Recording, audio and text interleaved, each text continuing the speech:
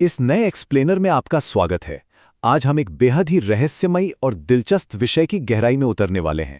हमारा पूरा ध्यान प्राचीन धार्मिक ग्रंथों और खासकर बाइबल की सबसे रहस्यमयी किताबों में से एक प्रकाशित वाक्य यानी बुक ऑफ रेवलेशन पर होगा।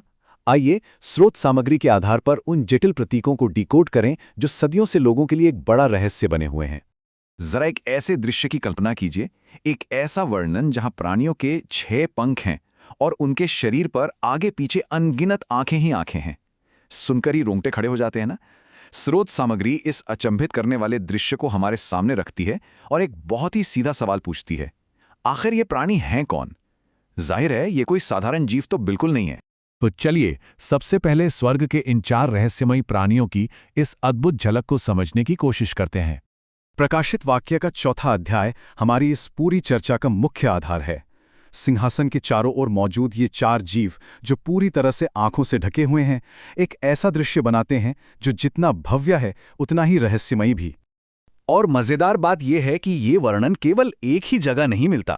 स्रोत सामग्री इस दृश्य को पुराने नियम यानी यहेजकेल की पुस्तक से भी जोड़ती है।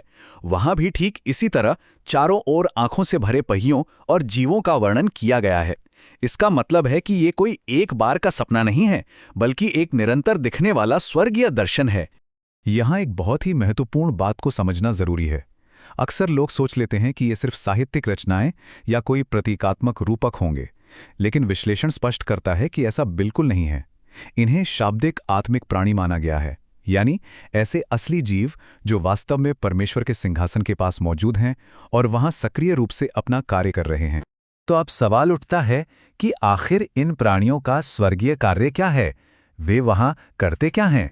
स्रोत के अनुसार इन जीवों का मुख्य काम बिना रुके लगातार परमेश्वर की आराधना करना है।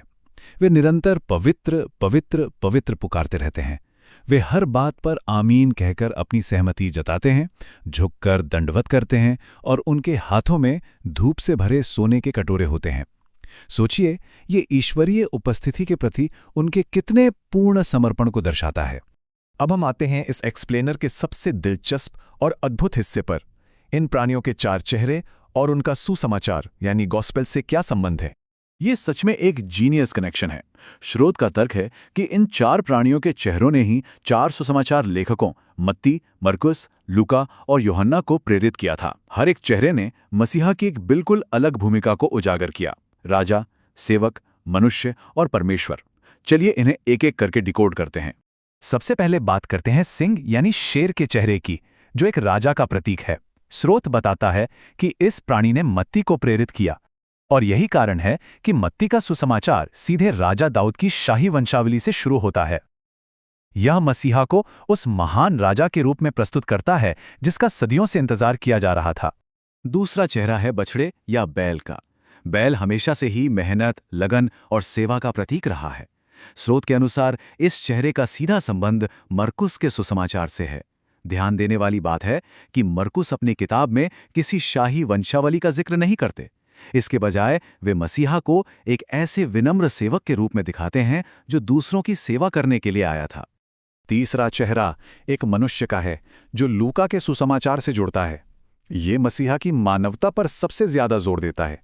स्रोत के अनुसार इसी चेहरे ने लूका को मसीहा की मानवीय उत्पत्ति और एक सिद्ध मनुष्य के रूप में उनके जीवन का विस्तृत वर्णन करने के लिए प्रेरित किया। और चौथा चेहरा है उड़ते हुए उकाब यानी चील का। यह यूहन्ना के सुसमाचार को दर्शाता है। सोचिए, एक चील आसमान में कितनी ऊंचाई पर उड़ती है। स्रोत इस बात पर प्रकाश डालता है कि यूहन्ना का सुसमाचार मसीहा को किसी संसारिक राजा या केवल मनुष्य के रूप में नहीं, बल्कि सीधे परमेश्वर के एकदम ऊंचे स्वर्गीय दृष्टिकोण से प्रस्तुत करता है। ये एक अत्यंत शानदार वैचारिक संरचना है जो साहित्य और प्रतीकों को आपस में जोड़ देती है। लेकिन कहानी यहीं खत्म नहीं होती। स्रोत सामग्री एक बहुत ही गंभीर सवाल भी उठाती है। आने वाले समय में यानी अंत के दिनों में इन प्राणियों की आखिर क्या भूमिका होने वाली है? और यहीं से बात मुड़ जाती है न्याय और अंत के दिनों की भविष्यवाणियों की ओर। जरा प्रकाशित वाक्य के 6 अध्याय पर नजर डालिए। जब पहली 4 मोहरें टूटती हैं तो ये कोई आम घटना नहीं होती। स्रोत इस बात पर जोर देता है कि इन्हीं 4 प्राणियों की गर्जन जैसी, बादलों की गरज जैसी आवाजें अंत के समय की घटनाओं को पुकार कर बुलाती हैं। वे एक एक करके कहते हैं, आजा। और इस भयानक पुकार का नतीजा क्या होता है? स्रोत की व्याख्या के अनुसार ये मसीही विरोधी यानी एंटी क्राइस्ट के आगमन का आह्वान है। यहां एक बहुत ही चौंकाने वाली बात बताई गई है। ये मसीही विरोधी उन चारों गुणों की हूबहू नकल करने की कोशिश करेगा। वह खुद को एक राजा, एक सेवक, एक आदर्श मनुष्य और अंततः परमेश्वर के रूप में पेश करके पूरी दुनिया को धोखा देने का प्रयास करेगा। इन प्राणियों के पास सच में बहुत बड़ा भविष्य सूचक अधिकार है। वे केवल चुपचाप देखने वाले दर्शक नहीं हैं, वे बड़ी बड़ी वैश्विक घटनाओं को बुलाते हैं, ईश्वरीय समय की घोषणा करते हैं और यहां तक कि न्याय के साथ सोने के कटोरे अन्य स्वर्गदूतों को सौंपने का काम भी इन्हीं का है। ये ब्रह्मांडीय न्याय में बहुत बड़ी भूमिका निभाते हैं। अब हम आते हैं उस सबसे बड़े और अंतिम रहस्य पर। इन प्राणियों की अनगिनत आंखों का गहरा अर्थ क्या है? ये अनगिनत आंखों वाला दृश्य सोचने में काफी अजीब लग सकता है, लेकिन स्रोत स्पष्ट करता है कि ये हमारी और आपकी तरह कोई साधारण शारीरिक आंखें नहीं हैं। असल में ये ईश्वरीय सर्वज्ञता का प्रतीक हैं, यानी एक ऐसी दृष्टि जो सब कुछ जानती है, जो इंसानों के इरादों और उनके दिलों के सबसे गहरे रहस्यों को आसानी से परख सकती है। हमारी मानवीय दृष्टि और इस ईश्वरीय दृष्टि के बीच का अंतर समझना बहुत जरूरी है। हमारी दृष्टि कितनी सीमित है ना, हम केवल बाहर का रूप या सतह ही देख पाते हैं, लेकिन इन प्राणियों की ईश्वरीय दृष्टि उन चीजों के आर पार देख सकती है जो पूरी तरह से छिपी हुई हैं। सच्चाई, असली इरादे और यहां तक कि भविष्य, कुछ भी इनसे छिपा नहीं है। और सबसे खास बात यह है कि इन आंखों का काम सिर्फ देखना नहीं है, बल्कि ज्ञान देना भी है।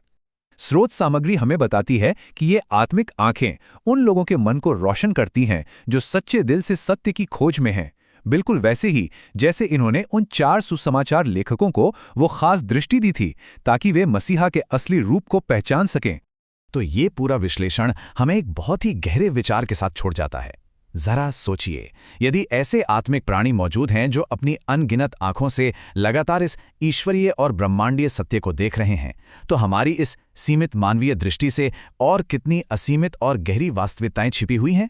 शायद जो दुनिया हम रोज देखते हैं वो इस पूरी भव्य तस्वीर का बस एक बहुत ही छोटा सा हिस्सा है। गहराई से जानने और सत्य को खोजने की ये यात्रा शायद कभी खत्म नहीं होनी चाहिए।